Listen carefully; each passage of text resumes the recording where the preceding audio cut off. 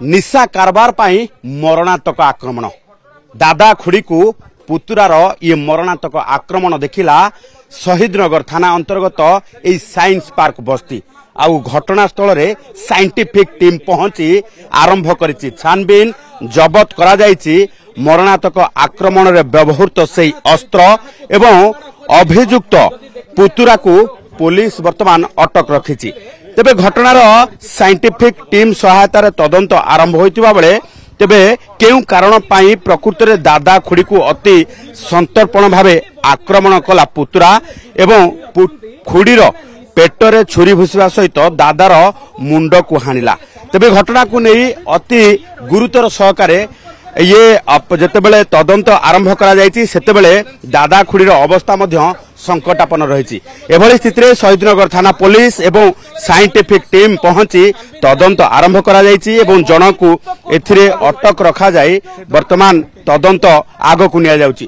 तेबे घटनास्थलरू रक्त नमूना ठारू आरंभ करिकी अस्त्र शस्त्र जो जहा व्यवहार करा जायछि मरणात्मक आक्रमण पाई ताहा जबत करा जायछि। ये देखुथिबे सीधा सड़क चित्र जेतेबेले साइंटिफिक टीम पहुंची जेउठी घटना घटिथिला एवं जेउठी आक्रमण हेबा परे धार धार हेई रक्त बोहि जाइथिला सेठी साइंटिफिक टीम रक्त नमूना संग्रह करूछंती। तेबे एभली स्थिति रे जेतेबेले देखिबा जे बस्ती रे निशा कारबार बढ़ुतिबा बेले निशा कारबार को जो माने विरोध करूछंती सेमानक उपरे आक्रमण मध्य वृद्धि पाउची। गोटिए परे गोटिए बस्ती रे एई भली भाबे निशा कारबार को विरोध करा जाउची। तेबे तारी भितरे पुलिस मध्य संपूर्ण भावे लोकों को सचेतन करुची एवं लोक माने निशा ठारू किभली भाबे दूरे रहिबे से नै समस्त को मध्य सबु समय बुझासुझा करा जाउची।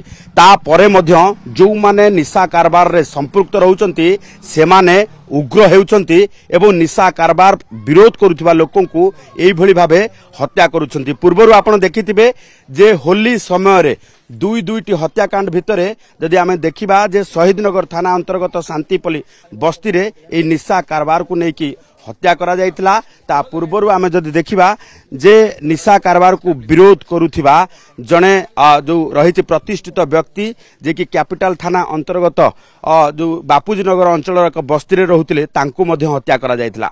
तेबे धीरे धीरे जदि देखिबा ये निशा कारबार को विरोध करुथिबा लोकों को एभली भाबे आक्रमण को नहीं पुलिस एबे एक्शन मोड को आसीची। जो माने निशा कारबार करूछंती किंबा एई भली भाबे आक्रमण करूछंती एई भली भाबे मरणात्मक आक्रमण करूछंती समस्तक विरुद्ध रे दृढ़ कार्यानुष्ठान निया जिवो बोली डीसीपी को निर्देश। भुवनेश्वर कैमरा पर्सन ओमकार सह चंदन पाइक राय।